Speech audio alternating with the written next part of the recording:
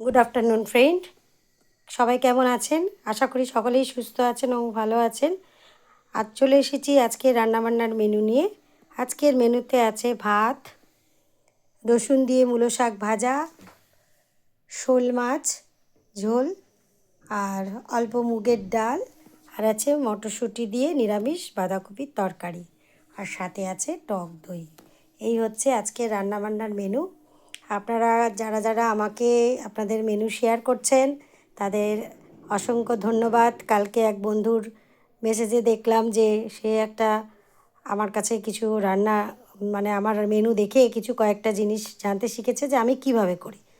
তো আমিও বলে দিলাম এবং তারা কিভাবে খেত বলেছে একবার খেয়েছিলাম, কীরকম করে তাদেরটা আমি জানলাম কীরকম করে খেয়েছে।